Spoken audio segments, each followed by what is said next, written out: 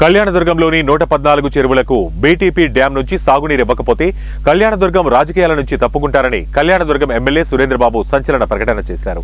శనివారం బ్రహ్మసముద్రం మండలం ముద్దలాపురం గ్రామంలో ఆర్టీసీ బస్సులను ఆయన ప్రారంభించారు. గత వైసీపీ ప్రభుత్వంలో తలారి రంగయ్య చేసిన వ్యాఖ్యలకు సమాధానం ఇస్తూ 5 సంవత్సరాల పాలనలో ఏమీ చేయలేని వారు నేడు విమర్శిస్తున్నారని మండిపడ్డారు. కళ్యాణదుర్గం జీడిపల్లి రిజర్వాయర్ నుంచి బీటీపీ డ్యాంకు త్వరలోనే నీళ్లు అందిస్తామని ప్రతిపక్ష నాయకులకు పాదయాత్ర చేసే అవకాశం ఇవ్వమన్నారు. 5 ఏళ్ల అధికారంలో ఏం చేశారో నియోజకవర్గ ప్రజలకు, రైతులకు అన్నీ తెలుసని ఎమ్మెల్యే వైసీపీ సమన్వయకర్త తలారి రంగయ్యపై ఘాటు విమర్శలు చేశారు. అందరూ కూడా పాలు పంచుకొని ఈ ప్రోగ్రాం జయప్రదం చేసినందుకు అందరికీ ధన్యవాదాలు. నిజంగా మన ముఖ్యమంత్రి గారికి, చంద్రబాబు నాయుడు గారికి కృతజ్ఞతలు చెప్పాలి.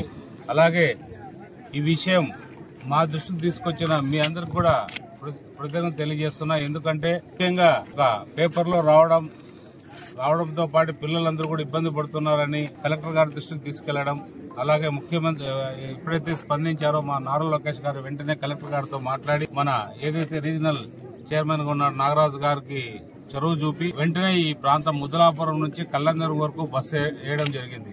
నిజంగా ఇది చాలా బాధాకరం. ఇన్ని రోజులు కూడా బస్సు లేకపోవడం, పిల్లలు చదువుకుంటే పిల్లలు ఎంతో ఉత్సాహంగా చదువుకుంటామని మేము స్కూల్కి వెళ్తామంటుంటే కూడా వాళ్ళకి సరైన బస్సు సౌకర్యం లేక తీవ్రమైన ఇబ్బందులు గురవుతున్నారు. ఇప్పుడే నేను చూస్తూ వచ్చాను, రోడ్డును కూడా చాలా ఇబ్బందికరంగా రోడ్డు అంతా కూడా ఉంది. బస్సులు నడపడానికి కూడా ఇబ్బందికరంగా ఉంది. ఇలాంటి గ్రామాలకు బస్సులు నడిపి మారుమూల ప్రాంతాల నుంచి కూడా అన్ని కూడా ఏర్పాటు చేయాల్సిన బాధ్యత ఆర్టీసీ పైన ఉంది. ఏదేమైనా కూడా రాబోయే కాలంలో కూడా రోడ్లన్నీ కూడా సరి చేస్తాం. రోడ్లన్నిటి కూడా రహదారులు నిర్మిద్దాం. ఏది మంచి పనులు చేయడానికి మన ప్రభుత్వం ఉంది కాబట్టి అన్ని రకాలకు కూడా చేద్దాం. ఈ మధ్య కొంతమంది ఏదో చెప్తున్నారు, అది ఇది అభివృద్ధిలో మేము చేసిన రోడ్లు శాంక్షన్, మేము చేసిన రోడ్లు వేస్తున్నారు.